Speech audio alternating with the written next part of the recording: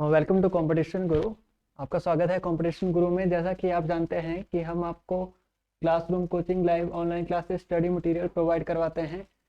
जितने भी competitive exam हैं आपके, केवीएस की रिक्रूटमेंट हो गई, सीएसआईआर नेट हो गया, यूजीसी नेट हो गया, तो जैसे कि आप जानते हैं कि केवीएस की वैकेंसीज रिक्रूटमेंट्स आपके पास आ चुके हैं, तो उसकी प्रेपरेशन आप लोग कर रहे होंगे।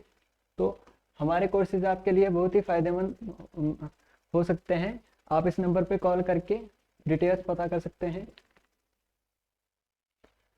हमारे स्टडी मटेरियल, कंपटीशन गुरु के study material online test series आपके लिए फायदेमंद होगी। आज हम जो डिस्कस करने जा रहे हैं, हम डिस्कस करेंगे केवीएस के पीजीटी के कुछ क्वेश्चंस पेपर जो प्रीवियस ईयर एग्जाम में आए हुए हैं। ठीक है, उनको हम डिस्कस करेंगे। जैसे कि आपके पास है डायमेंशंस ऑफ सबस्पेस, आपको यहाँ पे फाइंड करना है। योर क्वेश्चन नंबर 1 इज, आपको इस सबस्पेस W की डायमेंशंस फाइंड करनी है। ये किसका सबस्पेस है? W सबस्पेस है आपके पास। W यहाँ पर V का सबस्पेस है आपके पास। ठीक है, तो सबस्पेस की डायमेंशन कैसे फाइंड करते हो आप? इस सबस्पेस में XYZ और T उस तरह के एलिमेंट आएंगे जिनके लिए x plus Z plus T आपका 0 होगा और y plus Z plus T भी 0 होगा। जैसे कि आपको पता होगा कि डायमेंशंस ऑफ सबस्पेस कैसे फाइंड करते हो आप? डायमेंशंस ऑफ सबस्पेस W क्या होता है? डायमेंशंस ऑफ स्पेस जो कि जिसका वो सबस्पेस है minus number of linear constraints, number of linear and independent constraints, linearly independent constraints. ठीक है, अब यहाँ पर इस क्वेश्चन में देखिए आपके पास दो कंस्ट्रेंट्स है और दोनों लीनियर है।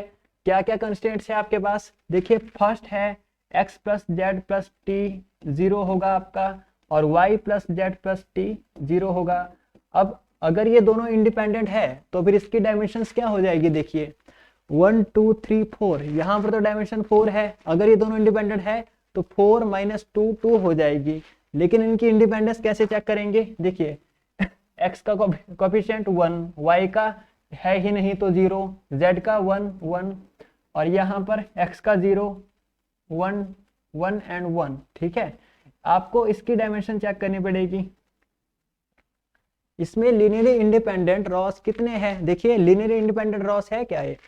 अगर कोई भी 2 ऑर्डर का माइनर आपके पास नॉन जीरो डिटर्मिनेंट देता है तो फिर ये लीनियरली इंडिपेंडेंट होंगे। देखिए जैसे यहाँ पर 0 इंटू 0 0, 1 इंटू 1 1, तो इसका तो -1 आ गया। इसको भी देख सकते हो आप, 1 इंटू 1 1 माइनस 0 1। तो this has 2 rows which are linearly independent. इसलिए ये दोनों कंस्टेंट जो है वो लीनियरली इंडिपेंडेंट हुए आपके। अगर ये दोनों कंस्टेंट लीनियरली इंडिपेंडेंट है तो डायमेंशंस क्या हो जाएंगे सबस्पेस की? 4 स्पेस की डायमेंशंस थी, उसमें से माइनस करेंगे number of linearly independent subspace. आपने ये देख लिया कि ये लीनियरली इंडिपेंडेंट सब कंस्टेंट्स ही है, इसलिए -2 करके आपकी डायमेंशंस 2 हो जाएंगी और ऑप्शन डी आपका करेक्ट हो जाएगा। आई होप आपको ये क्लियर हुआ होगा। बहुत ही इजी क्वेश्चन था। ठीक है, व्हाट इज नेक्स्ट क्वेश्चन? आपके पास एक सेट दिया है। ठीक है, एक सबसेट है ये R³ का। अब R³ में किस तरह के एलिमेंट होते हैं? x y z order triplets होते हैं इसमें। ठीक है, x y z यहाँ पर कोई भी रियल नंबर्स हो सकते हैं। कुछ मत करो सर। ठीक है, अब क्या मोटा फाइंड करना है?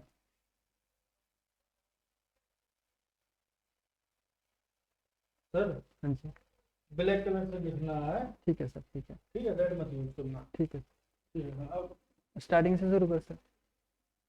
स्टार्टिंग से मत करना, ये सर ने पोस्ट कर दिया। यहीं से कंटिन्यू कर दो। ठीक है सर। सर कर दो स्टार्ट। पास यहाँ पे सबसेट्स दिए थे। ठीक है, R³ का सबसेट है ये, क्योंकि इसमें एलिमेंट किस टाइप के हैं? x, y, z टाइप के हैं और रियल नंबर से आ रहे हैं ना आपके पास, इसलिए ये दो एलिमेंट्स हैं इसके R³ के। और आपसे पूछा क्या है, देखिए which one of the following vectors of R cube is not the linear span of S. देखो लीनियर स्पैन ऑफ एस होने का मीनिंग क्या है, देखिए मान लो आपके पास कोई दो वेक्टर है 1, 1, 1 आर क्यूब का मेंबर है, दूसरा वेक्टर है लेटर से 2, 3, 4। तो अगर आप यहाँ पे इनको प्लस करोगे, यहाँ पर अगर कोई कोफिशिएंट भी लिख देंगे तो जो नया वेक्टर आएगा आप बोलोगे कि ये वो नया वेक्टर इन दोनों का लीनियर स्पैन हुआ। ठीक है, क्या इनमें से ये वेक्टर्स जो है इन दोनों वेक्टर का लीनियर स्पैन है, मतलब इन दोनों को इस तरह से लिखने पर कोई नंबर्स मल्टीप्लाई करके ये बन रहे हैं या नहीं। ठीक है, ये आपको चेक करना है। इसको चेक करने का मेथड क्या होता है, आप डिटर्मिनेंट फाइंड कर लीजिए। जैसे यहाँ पर है 1, 1, 0, 2, 1, 3, जिसके साथ में इनका डिटर्मिनेंट 0 आ जाए। ठीक है, अगर आप तीसरा रॉ इनमें से कोई एक चूज करोगे तो जिसके साथ डिटर्मिनेंट 0 आया वो लीनियर स्पैन में होगा, जिसके साथ नहीं आया वो लीनियर स्पैन में नहीं होगा। ठीक है, डिटर्मिनेंट का मीनिंग यही होता है। तो देखिए 0, 0, 0 के लिए तो अगर एक रॉ 0 बन जाए तो डिटर्मिनेंट 0 ही आएगा ना, इसलिए ये लीनियर स्पैन में है। ठीक है, आपसे क्या पूछा है कि लीनियर स्पैन में कौन सा नहीं है, तो ये था हमारा ऑप्शन नहीं होगा ट्रू। ठीक है, तो दिस इज फॉल्स। दूसरा एलिमेंट क्या है 3, 2, 3, तो यहाँ पर रखेंगे 3, 2, 3 को, तो देखिए 1, 1, 0, 2, 1, 3 और 3, 2 और 3 को यहाँ पर रख देंगे। इस केस में डिटर्मिनेंट कितना आएगा, देखिए 1 लेंगे, 3 - 6 हो जाएगा -5, 3 - 6 हो जाएगा आपका -1। ठीक है, और -1 इसके लिए लेंगे और यहां से आपको यहां से क्या मिलेगा 6 - 9, 6 - 9 आपका -3 हो जाएगा, प्लस 0 करेंगे। देखिए ये कितना हो गया आपके पास। ठीक है, ये कितना है आपके पास 1 लिया तो यहाँ से 3 - 6 कितना हो गया, 3 - 6 आपके पास -3 हो गया, और यहाँ से 1 - -3 हो गया, तो ये आपका -3 + 3 0 आ गया, तो ये भी लीनियर स्पैन में है। ये ऑप्शन भी आपका गलत हो जाएगा। ठीक है, अब हम देखिए क्या करेंगे, इसमें नेक्स्ट ऑप्शन चेक करेंगे।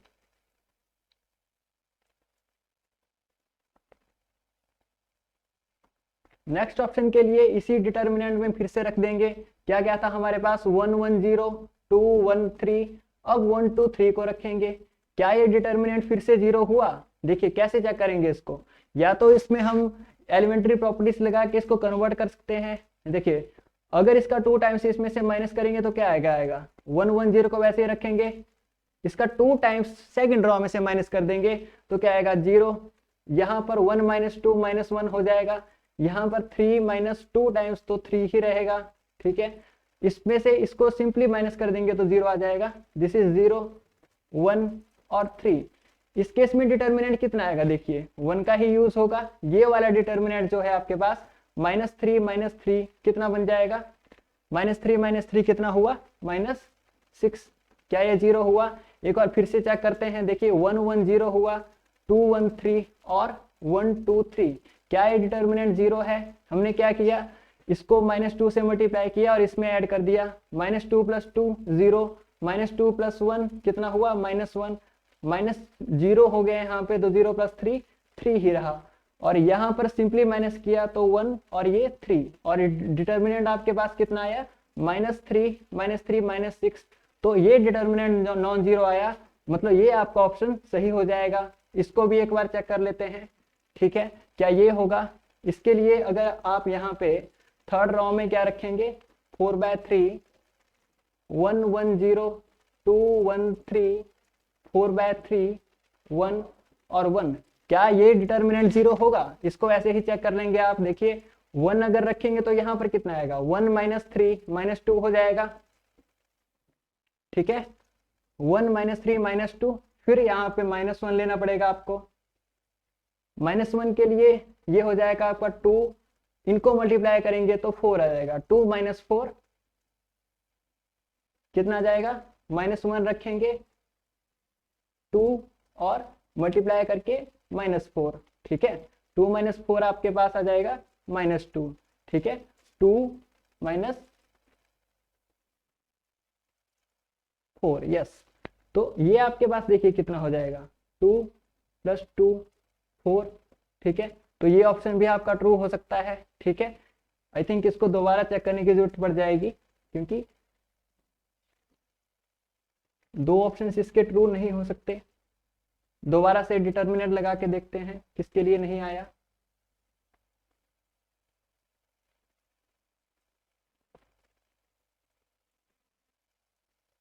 देखिए, इसके लिए तो डिटर्मिनेंट 0 ही आएगा, ये तो क्लियर है। इसके लिए डिटर्मिनेंट कितना आया था, इसके लिए भी 0 आया था। इस ऑप्शन के लिए दोबारा से चेक कर लेते हैं, ठीक है। 1 1 0 2 1 3 1 2 3, ठीक है। इसका डिटर्मिनेंट कितना आएगा, 1 से अगर स्टार्ट करेंगे तो 1 इंटू 3 माइनस 6 हो जाएगा -3, ठीक है। 1 इंटू 3 माइनस 6 हो जाएगा -3, -1 लगाएंगे, फिर क्या हो जाएगा 6 माइनस 3, तो ये 3 हो जाएगा आपका। तो ये आपके पास -3 -6 आया, तो ये आपका ऑप्शन सही हो जाएगा, इसमें कोई कंफ्यूजन नहीं है। 4th ऑप्शन देख लेते हैं, क्या ये भी सही है आपके पास, ठीक है। तो 1 1 0 रखेंगे, 2 1 3 रखेंगे, 4/3 1 और 1 रखेंगे। अगेन आपके पास ये तो सेम ही रहेगा, 1 इंटू, यहाँ पे मैं लिख दे रहा हूँ 1 इंटू 1 माइनस 3 हो जाएगा आपके पास, 1 इंटू 1 माइनस 3 -2, ठीक है। फिर से -1 इसके लिए सेकंड एलिमेंट के लिए, तो 2 -4 -2, ठीक है। तो देखिए ये -2 + 2 ये 0 आया था आपके पास, ठीक है। यहाँ पर कैलकुलेशन में गलती हो गया था, तो ओनली 3rd ऑप्शन ट्रू होगा आपका, ये फॉल्स हो जाएगा। आई होप आपको ये क्लियर होगा। इसमें ज़्यादा कॉन्सेप्ट नहीं है आपका, सिर्फ यही है जिस एलिमेंट का डिटर्मिनेंट, जिस एलिमेंट के साथ इसका डिटर्मिनेंट 0 आएगा वो लीनियर स्पैन में आएगा, जिसका नॉन 0 आ गया वो लीनियर स्पैन में नहीं आएगा। और देखिए इसको कैसे चेक कर सकते थे आप, सेकेंड मेथड इसके लिए बता रहा हूँ आपको। देखो, अगर आप इंट्यूशन से कर पा रहे हो, फिर आपको लंबी कैलकुलेशन करने की जरूरत नहीं होती है। यहाँ पे चेक करते हैं, देखिए आपके पास एलिमेंट्स क्या थे, 0 0 0 0 जो है हर एक वेक्टर के स्पैन में आ सकता है, क्योंकि 0 के साथ तो आपका जो डिटर्मिनेंट था वो 0 ही बन जाएगा। इसके लिए चेक करना था 3 2 3 के लिए। देखो, अगर आप 1 + 2 करोगे, इनको ऐड करोगे और इनको ऐड करोगे, तो 3 2 3 ही आ जाएगा ना। तो ऑब्वियस सी बात है कि इन दोनों का ऐड करके ये आया, तो लीनियर स्पैन में हो ही गया। इसलिए ये ऑप्शन भी गलत हो गया था, क्योंकि ये दोनों आपके लीनियर स्पैन में थे। इसको चेक करना था, ठीक है। ये जो था आपका लीनियर स्पैन में नहीं था, क्योंकि किसी भी तरह से इनको ऐड मल्टीप्लाई कर लो, कोई भी कोफिशिएंट ले लो, ये 0 नहीं आएगा। इसके लिए ये 0 आ जाएगा। ये फर्स्ट 2 ऑप्शंस आप इंट्यूशन से चेक कर सकते थे, क्वेश्चन को करने में आपको कम टाइम लगता, ठीक है। नेक्स्ट क्वेश्चन देखिए, आपको बताना है कि ये जो सेट यहाँ पर है ये रियल पर लीनियर इंडिपेंडेंट है या लीनियरली डिपेंडेंट है। तो what is this, this is a set of functions. Set of functions को आप कैसे चेक करते हो, देखिए f1 यहाँ पे मान लीजिए एक्सपोनेंशियल 2x और f2 मान लीजिए एक्सपोनेंशियल 3x, ठीक है। देखिए इसके लिए आपको रॉन्स्किन चेक करना पड़ता है फंक्शन का, एक्सपोनेंशियल 2x और एक्सपोनेंशियल 3x। ये क्या होता है, पहले तो इन फंक्शंस को वैसे ही लिख लीजिए, e⁻2x लिखिए, e⁻3x लिखिए, साथ में क्या करिए इनके डेरिवेटिव लिख दीजिए। इसका डेरिवेटिव क्या आएगा आपके पास, एक्सपोनेंशियल 2x और 2x का डेरिवेटिव 2, यहाँ पर एक्सपोनेंशियल 3x और 3x का डेरिवेटिव 3। ये डिटर्मिनेंट किसके बराबर आएगा, इसको कैलकुलेट करना है। देखिए कितना आएगा, 3 × e⁻3x + 2x पावर्स ऐड हो जाएंगी अगर ये मल्टीप्लाई हुए, -2 × 2x + 3x 5x हो जाएगा अगेन। तो ये आपका हो जाएगा 3 × e⁻5x - 2 × e⁻5x, this is e⁻5x। जैसा कि आपको पता है एक्सपोनेंशियल फंक्शन कभी भी 0 नहीं होता, और अगर आपका रॉन्स्कियन नॉन 0 आए तो ये फंक्शन कैसे होते हैं, लीनियरली इंडिपेंडेंट, ठीक है। अगर आपका रॉन्स्कियन 0 आता हर एक पॉइंट पे तो ये फंक्शन लीनियरली डिपेंडेंट हो सकते थे, बट अगर ये नॉन 0 आए तो लीनियरली इंडिपेंडेंट ही हो गए रियल नंबर्स पर। इसलिए आपका ऑप्शन ए ट्रू हो जाएगा। ये आपको समझ आया होगा। देखिए नेक्स्ट क्या है, एक ट्रांसफॉर्मेशन गिवन है आपको, और कैसी ट्रांसफॉर्मेशन है, लीनियर ट्रांसफॉर्मेशन है, और इस तरह से डिफाइन की है कि एक्स वाई जेड को ये यहाँ पे मैप कर रहा है। और देखिए इसकी डोमेन में किस तरह के एलिमेंट्स है, आर क्यूब के एलिमेंट्स है, ऑर्डर ट्रिपलेट्स है, और रेंज में को डोमेन में इसके ऑर्डर पेयर्स है। ठीक है, आपको क्या बताना है कि इसके नल स्पेस की डायमेंशन क्या होगी।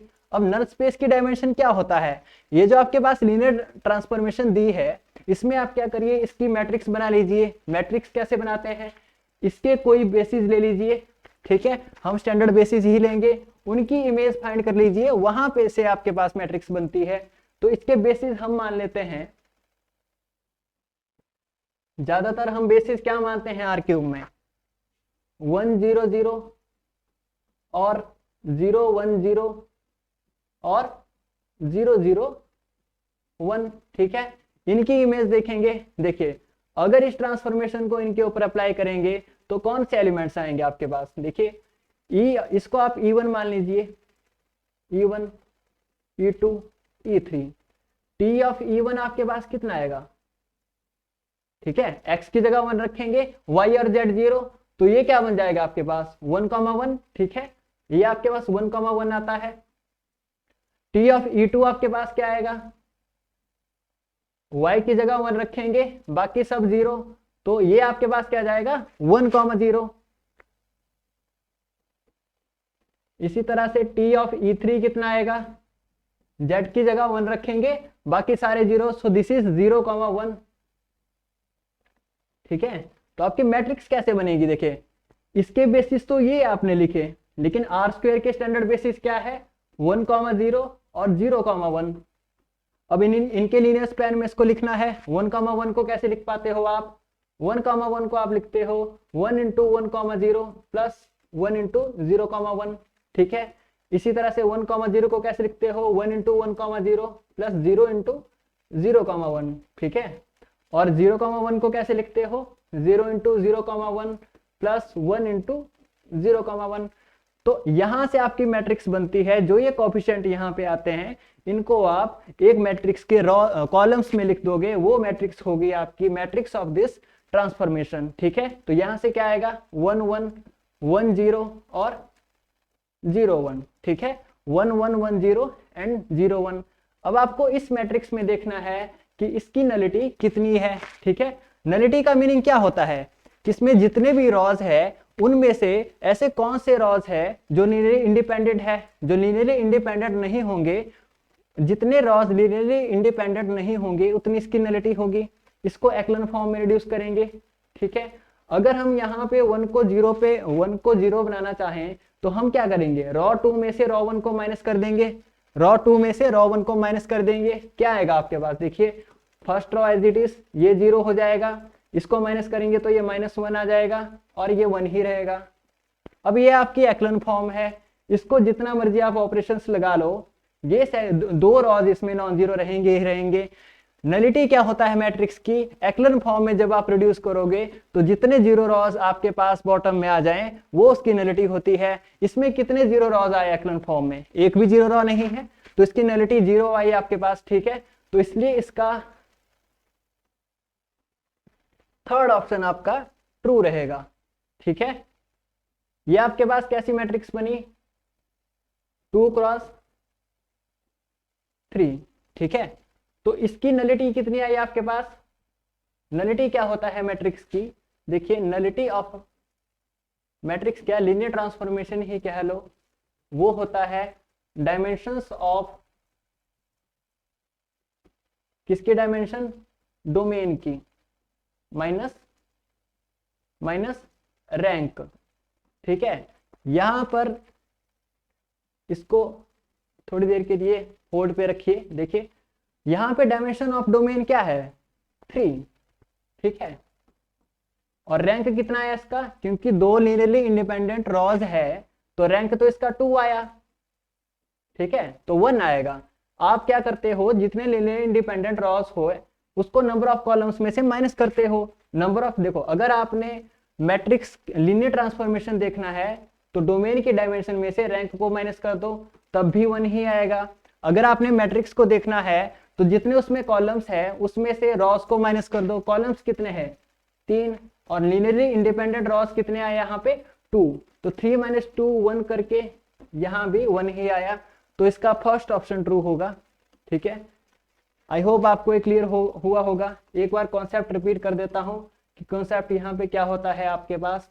देखिए आपके पास एक लीनियर ट्रांसफॉर्मेशन गिवन थी, आपको लीनियर ट्रांसफॉर्मेशन थी, आपको उसके नल स्पेस की डायमेंशन निकालनी थी। अब नल स्पेस की डायमेंशन क्या होती है, आप क्या करेंगे सिंपली उससे एक मैट्रिक्स बना देंगे।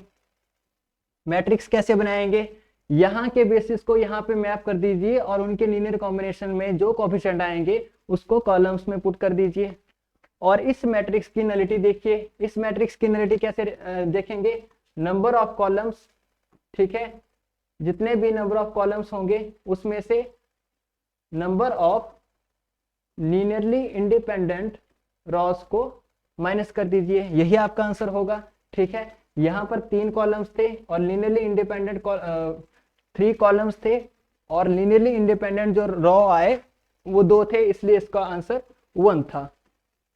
आई होप इट इज क्लियर। देखिए नेक्स्ट क्वेश्चन आपके पास क्या था, ये आर स्क्वेयर है आपके पास। ठीक है, एक ट्रांसफॉर्मेशन है आर क्यूब से आर स्क्वेयर पे। ठीक है, अगेन उसी तरह की है जैसे आपको पिछले क्वेश्चन में रैंक नलिटी फाइंड करना था, इसमें रैंक फाइंड करना है। देखिए नलिटी मैंने क्या बताया था, नलिटी क्या होता था, एक्लन फॉर्म में जितने भी बॉटम में 0 रॉस होंगे वो उसकी नलिटी है। ठीक है, और वो कैसे निकालते थे, नंबर ऑफ कॉलम्स में से, ठीक है, नंबर ऑफ कॉलम्स में से लीनियरली इंडिपेंडेंट रॉस को माइनस करके निकालते थे। ठीक है, लेकिन रैंक क्या होगा, जितने लीनियरली इंडिपेंडेंट रॉ आएंगे वही रैंक होगा। ठीक है, यहां पर भी मैट्रिक्स बनाएंगे और number of linearly independent rows हम चेक करेंगे कैसे, एक्लन फॉर्म में रिड्यूस करके। ठीक है, तो यहां पर इसकी मैट्रिक्स बनाएंगे तो क्या आएगा, देखिए तो यहां पर बेसिस क्या है, डोमेन के बेसिस मतलब आर स्क्वायर के बेसिस 1, 0 और 0, 1। 1, 0 किस पे मैप होगा, यहाँ पे देखिए 1, 0 किस पे मैप होगा, x की जगह 1 और y की जगह 0 रखेंगे तो ये 1, 1, 0 पे मैप होगा। ठीक है, और 0, 1 x की जगह 0 रखेंगे और y की जगह पे 1 रखेंगे तो ये आपके पास क्या आ जाएगा 1, 1, 1।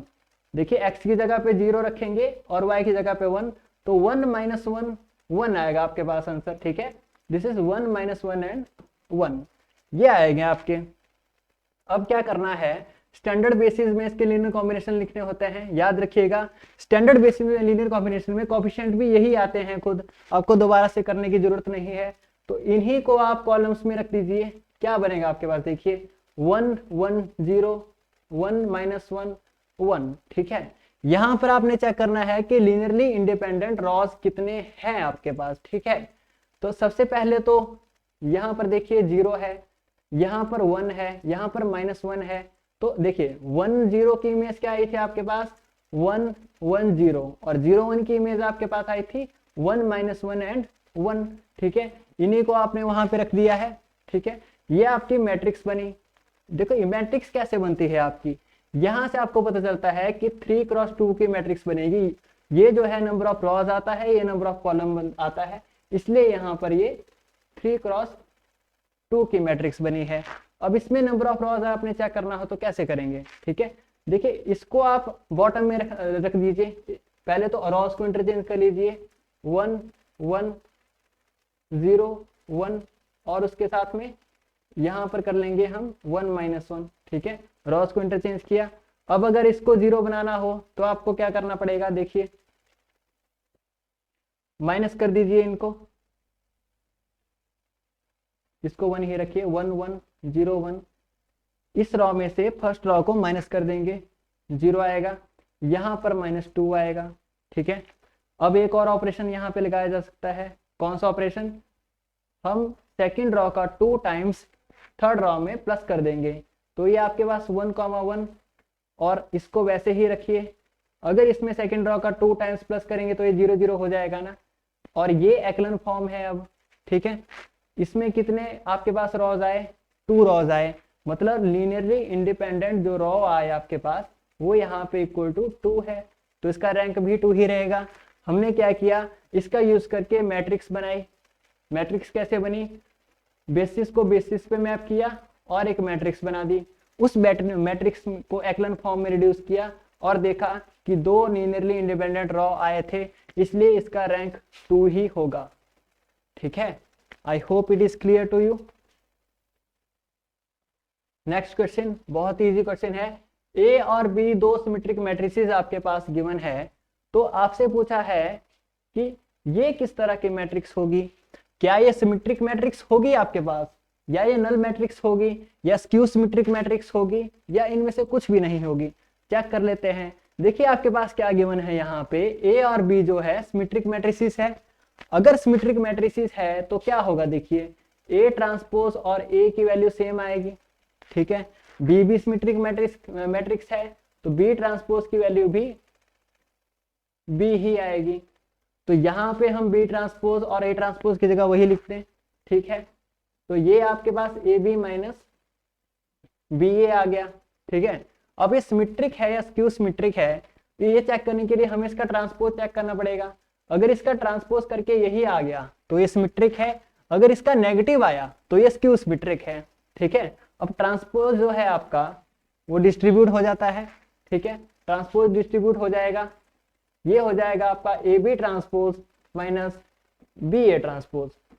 ठीक है, जैसे आप जब आप ट्रांसपोज को ओपन करते हो तो ये रिवर्स हो जाता है, बी का ट्रांसपोज पहले लिखना है, ए का ट्रांसपोज बाद में। ठीक है, यहां पर भी ऐसा ही होगा, ए का ट्रांसपोज पहले लिखना है और बी का बाद में। अब आपको पता है कि ये सिमेट्रिक मैट्रिसेस है तो ये रिजल्ट होल्ड करेंगे।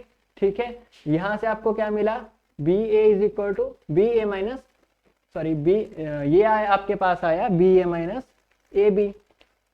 क्या ये इसी के सेम हुआ, नहीं, इसका सेम तो नहीं हुआ, लेकिन अगर आप माइनस कॉमन लोगे तो ये ए बी माइनस बी ए हो गया ना। ठीक है, तो अगर ये कोई मैट्रिक्स एम है, इसका ट्रांसपोज क्या है आपके पास माइनस एम, तो एक ऐसी मैट्रिक्स हुई आपके पास स्क्यू सिमेट्रिक मैट्रिक्स हुई, तो इसका थर्ड ऑप्शन ट्रू हो जाएगा। ठीक है, I hope it is clear. Next question देखिए, ए आपके पास एक स्क्यू सिमेट्रिक मैट्रिक्स गिवन है, आपसे पूछा है कि ए स्क्वायर किस टाइप की मैट्रिक्स बनेगी। बहुत ही इजी क्वेश्चन है। देखिए अगर ए स्क्यू सिमेट्रिक है तो ए का ट्रांसपोज कितना होगा, ए वैसे भी स्क्यू सिमेट्रिक है तो -1 होगा, मतलब जो उसके आइजेथ एलिमेंट होगा जे आइथ एलिमेंट उसका नेगेटिव होगा। स्क्वायर करेंगे तो नॉर्मलाइज होके प्लस प्लस ही बन जाएंगे, लेकिन आपको मेथड पता होना चाहिए। ए ट्रांसपोज ए था तो ए स्क्वायर का ट्रांसपोज क्या होगा ये आपको चेक करना है। ठीक है, ए स्क्वायर का ट्रांसपोज क्या होता है आपको रिजल्ट पता होगा, दिस इज ए ट्रांसपोज का स्क्वायर। ठीक है, ए ट्रांसपोज तो आपके पास ए ही है।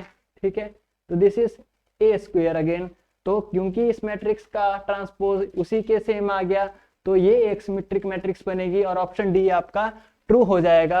ये आपको क्लियर हुआ होगा क्वेश्चन। बहुत यहां पर देखिए आपके पास एक मैट्रिक्स गिवन है, दिस इज योर मैट्रिक्स, इसके पास एक आइगन वैल्यूज है। ठीक है, इसके पास एक आइगन वैल्यू 3 गिवन है कि 3 इसकी आइगन वैल्यू है। आपसे पूछा है कि सम ऑफ अदर 2 आइगन वैल्यूज कितना होगा। आपको मैट्रिक्स में पता होगा कि ट्रेस ऑफ मैट्रिक्स जो होता है, जो मैट्रिक्स का ट्रेस होता है वो क्या होता है आपके पास, सम ऑफ आइगन वैल्यूज। ठीक है, मान लो इसकी आइगन वैल्यूज आपके पास अल्फा 1 अल्फा 2 और अल्फा 3 गिवन है, तो यही होगा आपका ट्रेस। एक आइगन वैल्यू आपके पास 3 गिवन है तो यहां पर आप 3 रख सकते हो। ठीक है, अल्फा 2 और अल्फा 3 का सम आपको पता नहीं है, यही आपसे पूछा है तो इसको x मान लेते हैं। यहां पर मैट्रिक्स का ट्रेस कितना है 1 + 0 + p, तो ये 1 + p आ जाएगा। यहां से क्या आपको x की वैल्यू मिल जाएगी। ठीक है, यहां से x कितना आएगा आपके पास 1 + p - 3p - 2 हो जाएगा। ठीक है, तो इसलिए आपका ऑप्शन ए यहां से करेक्ट हो जाएगा। प्रॉपर्टी इसमें क्या लगी कि सम ऑफ आइगन वैल्यूज जो होता है मैट्रिक्स में वो उसके ट्रेस के इक्वल होता है, ये आपको पता होना चाहिए। नेक्स्ट देखिए, at what point this line is tangent to this curve. ठीक है, देखिए ये कौन सी कर्व है आपके पास, ये एक पैराबोला की इक्वेशन है, y square is equal to 4ax। ये किस तरह का पैराबोला है आपके पास, देखिए y की इवन पावर है, इसका क्या मीनिंग हुआ, x एक्सिस के अराउंड सिमेट्रिक होगी ये, तो इस तरह का पैराबोला होगा ये, क्लियर है, इस तरह का पैराबोला है। आपके पास पूछा है कि ये जो line y is equal to x plus 1 है, ये किस पॉइंट पर जो है इसका टेंजेंट बनेगी। ठीक है, मान लीजिए ये है आपकी लाइन, देखिए ये कहां से पास कर रही है, जब x को 0 रखोगे तो y की वैल्यू 1 आएगी, तो 0,1 से पास करेगी ये लाइन, और जब y की वैल्यू 0 रखोगे तो x की वैल्यू -1 आएगी, तो ये इन दोनों पॉइंट से पास करेगी। ठीक है, आपके पास यहाँ पर 0 है, यहाँ पर 1 आएगा, तो ये है आपका 0,1 पॉइंट, और -1,0 पॉइंट कौन सा है, दिस इज -1,0 पॉइंट। ठीक है, तो ये वाली लाइन पूछी है, इस पॉइंट के बारे में आपसे पास पूछा है कि ये कौन सा पॉइंट होगा। ठीक है, अब ये कौन सा पॉइंट लग रहा है आपको, देखिए देखकर पता चल रहा है कि 1,2 पॉइंट हो सकता है। ठीक है, लेकिन फिर भी हम फॉर्मूला का यूज करके देखेंगे, होना क्या चाहिए कि टेंजेंट जो है इस कर्व का, वो इस ये लाइन जो है इस कर्व के लिए टेंजेंट बननी चाहिए, और किस पॉइंट पर बनी ये आपको फाइंड करना है। तो देखिए टेंजेंट क्या होता है, एक्चुअली टेंजेंट जो होता है उसकी स्लोप को फाइंड करने के लिए आप dy/dx का यूज करते हो, यही होता है टेंजेंट ऑफ थीटा। ठीक है, यही स्लोप होती है लाइन की,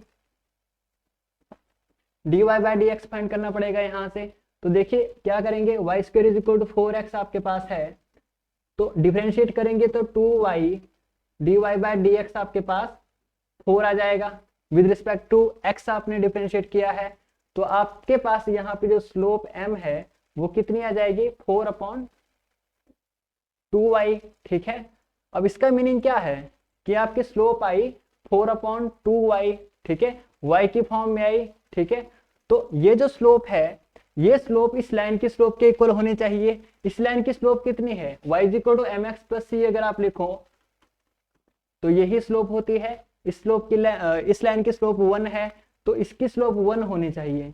ये जो वैल्यू है ये 1 कौन से पॉइंट पे होती है, ठीक है, आपके पास 4/2y, ये 1 कब आएगा, ये स्लोप होती है ना, तो ये 1 तब आएगा जब आपका 4 2y के इक्वल होगा। ये क्या इंप्लाई कर रहा है, जब y आपका 2 होगा। ठीक है, तो जहां जहां पर y 2 है वो ऑप्शन आपके हो सकते हैं। देखिए y कोऑर्डिनेट यहाँ पर -2 है, तो ये गलत ऑप्शन है। यहाँ पर y कोऑर्डिनेट -2 है, यहाँ पर 2 है, तो दोनों तो नहीं हो सकते, इसलिए ये भी गलत ऑप्शन हो जाएगा। यहीं पे आपका y कोऑर्डिनेट 2 है, तो ये आपका ट्रू ऑप्शन हो जाएगा, ये गलत था। ठीक है, और यहाँ पर भी आपने देखा था कि यहीं पे टच करेगी वो।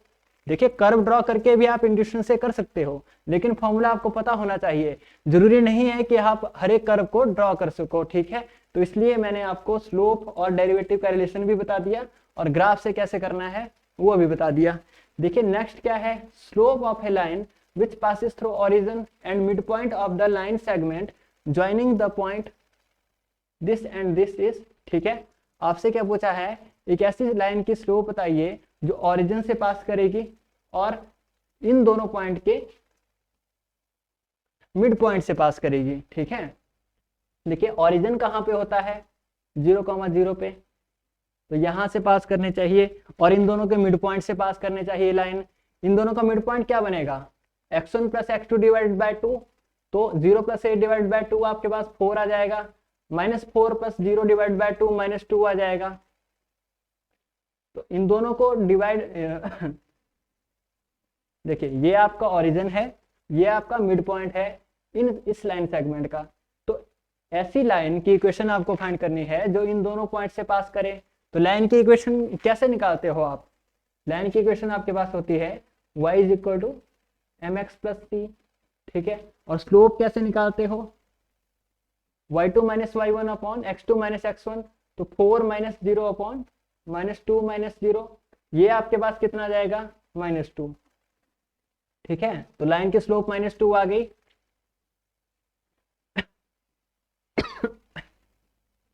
तो y = mx + c होता है, तो आपने क्या किया यहाँ पे, sorry this is slope, m की वैल्यू थी ये, तो y = -2x + c होना चाहिए था आपके पास। आल्सो ये लाइन 0,0 से पास कर रही है, यहाँ पर 0 रखोगे, यहाँ पर 0 रखोगे तो ये C0 आ जाएगा आपके पास। तो y is equal to -2x ये लाइन आएगी। आपको क्या फाइंड करना था, सिर्फ स्लोप फाइंड करनी थी।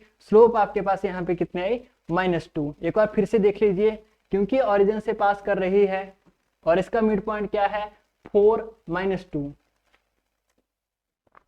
तो स्लोप फाइंड करने के लिए सिंपल रिलेशन आपके पास क्या है, y2 - y1 upon x2 - x1। ये तो -2 आ जाएगी, लेकिन -2 तो किसी भी ऑप्शन में नहीं है, ठीक है। तो 0 0 से पास करने वाली और इनके मिड पॉइंट से पास करने वाली जो लाइन है वो आपके पास, उसकी स्लोप जो आपके पास आएगी वो आपके पास -2 आएगी, ठीक है। -2 आएगी तो कोई भी ऑप्शन नहीं है, तो इसलिए नन ऑफ दीज आपका करेक्ट हो जाएगा। ये सारे ऑप्शन जो है आपके इनकरेक्ट हो जाएंगे, ठीक है। I hope it is clear. देखिए यहाँ पर x1 y1 ये है, ये x2 y2 है। माफ कीजिएगा, थोड़ा सा कंफ्यूजन था यहाँ पे मेरे को, मैं इनको y2 बोल रहा था, लेकिन y2 - y1 तो इस तरह से आएगा ना, -2 - 0, y तो दूसरे वाले होते हैं, ठीक है। -2 - 0 अपॉन 4 - 0, तो ये आपके पास आएगा -2 डिवाइडेड बाय 4 इज -1/2। तो इसकी स्लोप जो है -1/2 आ जाएगी। इसका ये वाला ऑप्शन ट्रू है, ये सारे ऑप्शन इसके गलत हो जाएंगे। तो सेकंड ऑप्शन इसका ट्रू होगा। आपको मेथड पता होना चाहिए, कैलकुलेशन आपने ध्यान से करनी है। नेक्स्ट क्वेश्चन देखिए, वैल्यू ऑफ x, ऐसी x की वैल्यू जिसके लिए ये तीनों पॉइंट्स कोलिनियर हो जाएं, तीनों पॉइंट्स कोलिनियर हो जाएं। देखिए कोलिनियर के लिए अब हम कैसे चेक करते थे, वैसे तो हम डिस्टेंस फॉर्मूला का भी यूज कर सकते हैं। यहाँ पर a, b और c 3 पॉइंट्स हैं। अगर आपके पास ए बी और बी सी को ऐड करके ए सी आ गया तो ये पॉइंट कोलिनियर हो जाएंगे, यहाँ से भी इक्वेशन बन जाएगी। लेकिन हम इस मेथड का यूज नहीं करेंगे, हम स्लोप का यहाँ पे यूज करेंगे। मान लीजिए फर्स्ट पॉइंट आपके पास x, -1 है, ठीक है।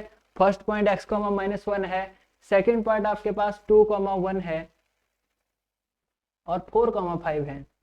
कोलिनियर इनको कब बोलेंगे, जब ये एक ही लाइन में आएंगे, और एक ही लाइन में आएंगे तो सेम ही लाइन पर आ रहे होंगे ना, इन्फिनिटी पर भी, ठीक है। अगर लाइन को इन्फिनिट बोल दें तो सेम ही लाइन पर आ रहे होंगे। तो जो स्लोप इनका यूज करके आएगी वही स्लोप इन दोनों का यूज करके भी आनी चाहिए, क्योंकि लाइन तो स्ट्रेट है, ठीक है। इन दोनों का यूज करेंगे तो स्लोप कितनी आएगी आपके पास, देखिए इन दोनों का अगर आप यूज करोगे तो स्लोप आएगी आपके पास y2 - y1, y वाले कोऑर्डिनेट्स का ध्यान रखना पड़ेगा। तो 1 + 1 डिवाइडेड बाय 2 - x, ठीक है। ये आपके पास स्लोप आ जाएगी इन दोनों का यूज करके, ठीक है। इन दोनों का यूज करेंगे तो स्लोप ये आ जाएगी 1 + 1/2 - x, और इन दोनों का यूज करेंगे तो कितनी आएगी 5 - 1/4 - 2 आ जाएगी, ठीक है। तो ये आपके पास कितना बन जाएगा, इक्वेशन बनी है आपके पास 2/2 - x इज इक्वल टू 4/2, मतलब 2। क्रॉस मल्टीप्लाई करेंगे तो क्या आ जाएगा, ये तो 2 ही है, तो ये आपके पास आ जाएगा 4 इज इक्वल टू 2 × 2 - x, ठीक है। 2 डिवाइड में चला जाएगा तो 2 इज इक्वल टू 2 - x ऐसे आएगा। एक बार फिर से कैलकुलेशन देख लीजिए, क्या हमने किया यहाँ पे, हमने क्या किया कि इन दोनों का यूज करके जो स्लोप आएगी इन दोनों का यूज करके भी वही स्लोप आएगी। तो आपके पास 1 - प्लस हो गया, 1 + 1/2 - x आएगा, जो वही होना चाहिए आपके पास 4 - 1 5 - 1 4 और 4 - 2 2 करके भी वही आना चाहिए था आपके पास, ठीक है।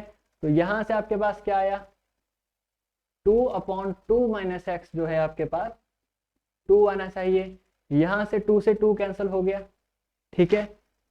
और यहाँ पे 1 आया, तो क्रॉस मल्टीप्लाई करेंगे तो क्या आया आपके पास, ये भी 1 है, ये 1/1 है, तो आपके पास यहाँ से आया 1 इज इक्वल टू 2 - x, यही आया आपके पास।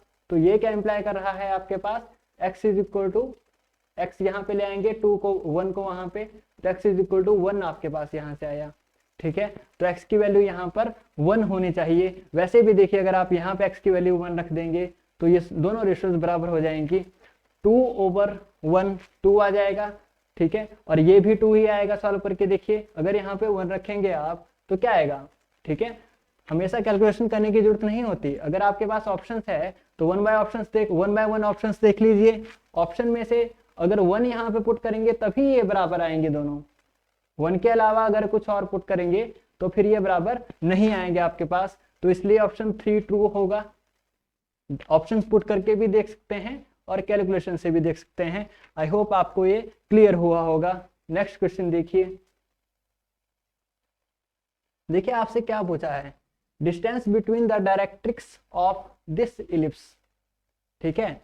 ये क्या है आपके पास, इलिप्स की इक्वेशन है, इसको स्टैंडर्ड फॉर्म में रिड्यूस करेंगे, 36 से डिवाइड कर देंगे दोनों तरफ तो क्या आएगा x²/9, दोनों तरफ 36 से डिवाइड करेंगे तो x²/9 प्लस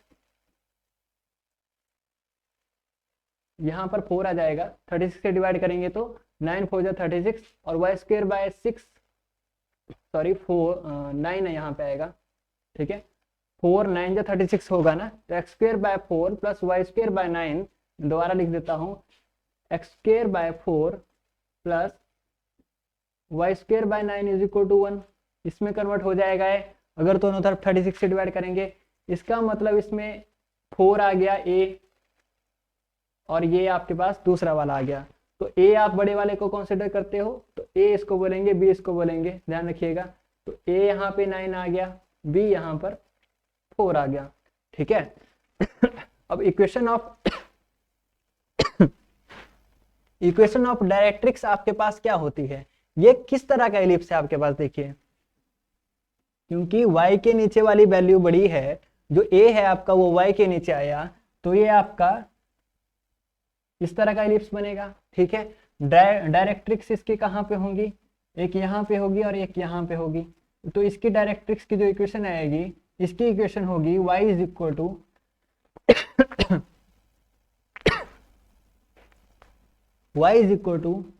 a/e और इसकी -a/e, यही इक्वेशन होगी, ठीक है। तो आपको इसेंट्रिसिटी अगर मिल गई तो आप यहाँ पे इन इक्वेशंस को निकाल के डिस्टेंस भी निकाल सकते हो।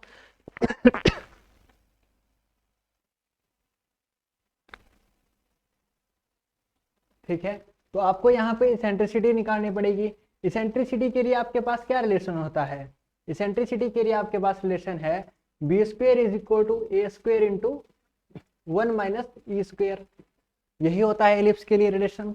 तो b आपके पास क्या है यहाँ पे 4 का स्क्वायर 16 और a 9 है, 9 का स्क्वायर 36 हो जाएगा, दिस इज 1 माइनस e²। तो यहाँ से 16/36 1 माइनस e² आ गया, e² कितना आएगा यहाँ से 1 माइनस 16/36, यही हो जाएगा, ठीक है। तो इसेंट्रिसिटी कितनी आ जाएगी आपके पास यहाँ से e² is equal to 36 minus 16 करेंगे, अगर 36 में से 16 माइनस अगर करेंगे तो 20 आ जाएगा, 20/36, यही हो जाएगा आपके पास, ये होगी इसकी इसेंट्रिसिटी। तो 36 माइनस 16 आपके पास 20 हुआ, 20/36 और इसेंट्रिसिटी इसका स्क्वायर रूट करके आ जाएगी आपके पास √20, √20 अगर लिखोगे आप तो इसका अंडर तो 6 होगा, √20 को आप क्या लिख सकते हो स्क्वायर रूट ऑफ 4 × 5, 4 का स्क्वायर रूट कितना होता है 2, दिस इज 2/5/6। तो ये है आपकी इसेंट्रिसिटी यहाँ पर, ठीक है। इसेंट्रिसिटी कितनी आई आपके पास 2/5/6 आ गई आपके पास इसेंट्रिसिटी। तो ये इक्वेशन क्या बनेगी इस लाइन की, y is equal to 2/5/6 divided by what, उल्टा होता है, माफ कीजिएगा,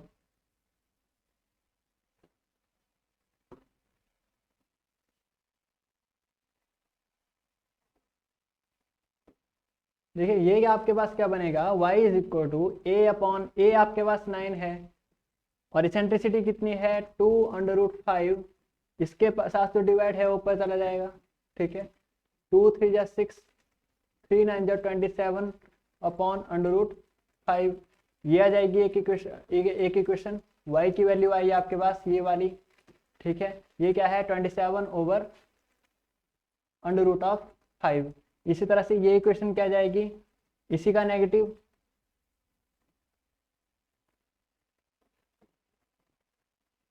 इनके बीच में डिस्टेंस कितना होगा, देखिए इनके बीच में डिस्टेंस आपको फाइंड करना था, distance between directrix of this ellipse.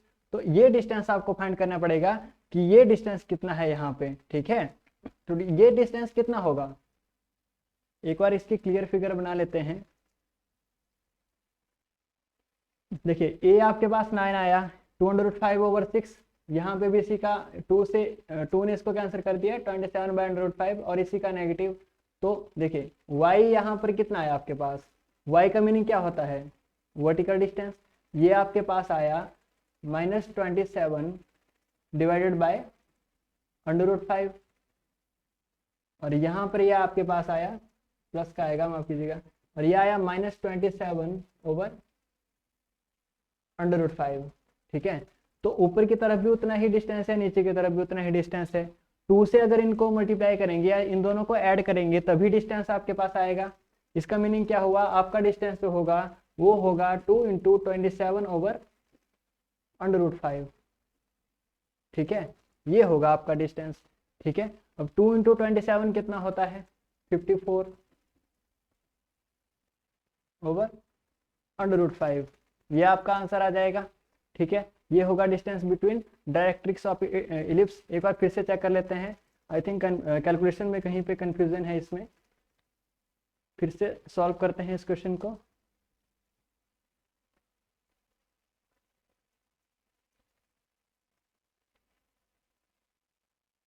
Calculation आपको बहुत ही ध्यान से करनी पड़ेगी।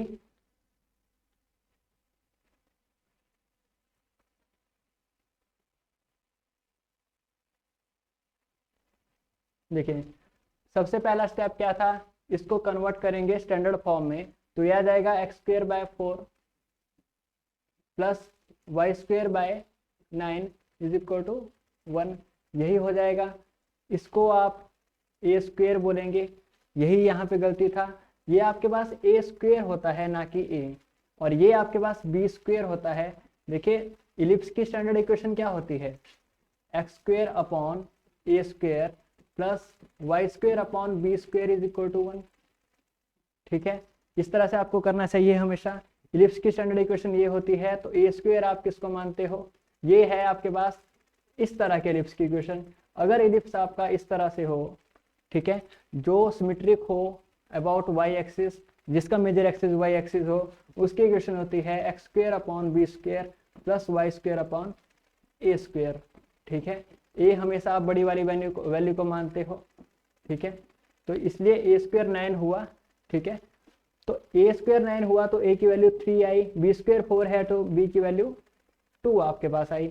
अब यहाँ से इसेंट्रिसिटी वाला रिलेशन लगाएंगे तो क्या आएगा, b² = a² × 1 - e²। b² क्या है आपके पास, 2 का स्क्वायर 4 और a² 9 1 - e², तो ये क्या आएगा, देखिए 1 - e² = 4/9। ये क्या इंप्लाई कर रहा है आपके पास, e² = 1 - 4/9, 9 - 4 5/9। तो इसेंट्रिसिटी कितनी आ जाएगी आपके पास, √5/3, ठीक है।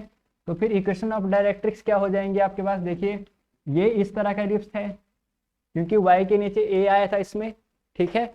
ये इस तरह का इलिप्स होगा, सिमेट्रिक होगा, फिगर रफ फिगर है यहाँ पे। तो यहाँ पर ये इक्वेशन है y = a/e, इसको डायरेक्ट्रिक्स बोलेंगे, और यहाँ पर y = -a/e, इसको डायरेक्ट्रिक्स बोलेंगे।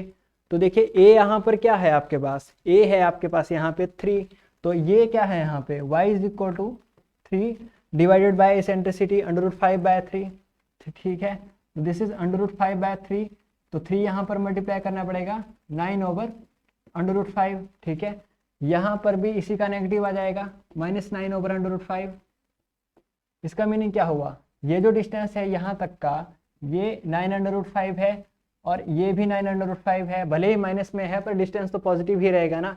इन दोनों को अगर ऐड करेंगे तो 2 टाइम्स आ जाएगा, तो आंसर आपका यहाँ पर होगा 2 टाइम्स 9/√5, यही होगा आंसर आपका आएगा 18/√5, इसलिए आपका ऑप्शन डी ट्रू हो जाएगा। आई होप आपको ये क्लियर हुआ होगा। ठीक है, एक बार पॉज करके वीडियो को अच्छे से इस सॉल्यूशन को देख लीजिए, 2 बार देखेंगे तो क्लियर हो जाएगा। Next is what is inverse of the function this. यहाँ पर मिसप्रिंट है, आपका फंक्शन है यहाँ पर y is equal to 5 log x, ये है आपका फंक्शन। ठीक है, अब इनवर्स क्या होता है फंक्शन का, जैसे यहाँ पर ये y की वैल्यू है, अगर आप इसको x इज इक्वल टू की फॉर्म में लिखो तो वो इसका इनवर्स होगा। ठीक है, तो कैसे कन्वर्ट करेंगे इसको, देखिए आपके पास क्या है, y is equal to 5 log of x। क्या करेंगे, दोनों तरफ हम लॉगरिथम ले लेंगे, नेचुरल लॉग ले लेंगे। ठीक है, लॉग अगर लेंगे तो log of y is equal to log of 5 this, जो भी राइट हैंड साइड में आपके पास था, तो वहां पे तो log y ही रहेगा, लेकिन इस साइड पावर बाहर आ जाएगी। लॉग की प्रॉपर्टीज आपको पता होगी, ये हो जाएगा log x into log of 5, यही हो जाएगा। ठीक है, यहां से y कितना जाएगा, एक्सपोनेंशियल लेंगे दोनों तरफ, माफ कीजिएगा, आपको यहाँ से x की वैल्यू निकालनी है, तो log x यहाँ से कितना जाएगा, log 5 को उस तरफ ले जाइए तो log y बाय log 5 हो जाएगा। यहाँ से x की वैल्यू कितनी आएगी, एक्सपोनेंशियल आपको लेना पड़ेगा। वैसे आपके पास देखिए क्या होता है, log of a divide by log of b किसके बराबर होता है,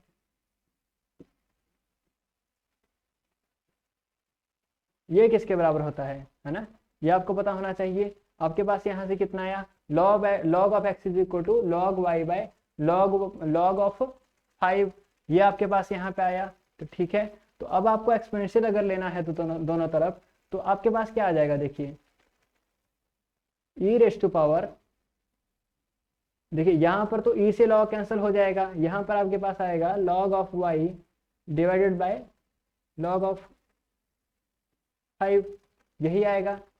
क्या हम इस मल्टीप्लिकेशन को ऐसे नहीं लिख सकते, देखिए ये आपके पास इसके इक्वल होता है, log b a इसके इक्वल। ठीक है, इसको आप ऐसे नहीं बोल सकते कि log of a minus b होगा, ये कंफ्यूजिंग होता है। वो तब होता है अगर आपके पास log of a by b हो, उसको log of a minus log of b आप बोल सकते हो। तो इन दो फॉर्मूलाज को ध्यान में रखना पड़ेगा आपको। ठीक है, यहाँ पर आप इसको इस तरह से लिखिए, e इज इक्वल टू